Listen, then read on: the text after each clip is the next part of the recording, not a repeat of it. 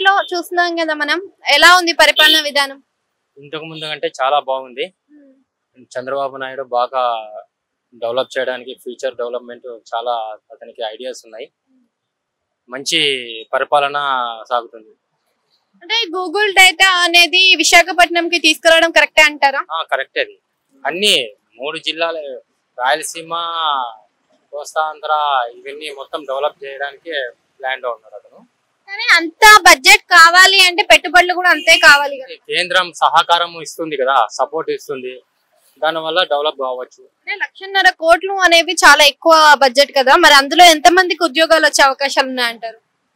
ఇప్పుడు బయట పెట్టుబడులు తీసుకొస్తుంది, దాన్ని బట్టి రావచ్చు.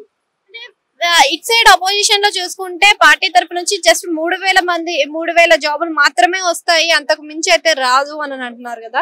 మరి 3,000 జాబులు వచ్చేదానికి ఎంత ఇన్వెస్ట్మెంట్ చేయడం కరెక్ట్ అంటారా?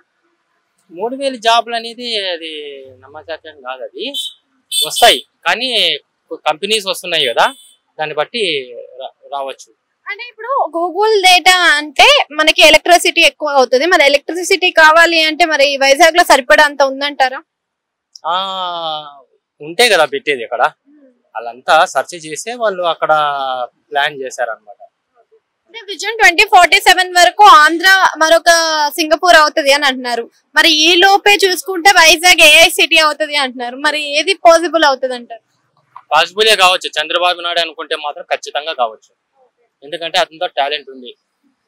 అంటే ఇప్పుడు జగన్ కూడా 2.0 అనే బుక్ ను ఓపెన్ చేస్తున్నా నేను అని అంటున్నారు. మరి అందులో కూడా సేమ్ రెడ్ బుక్ లాగా ఉండే అవకాశాలు ఉన్నాయంటారా?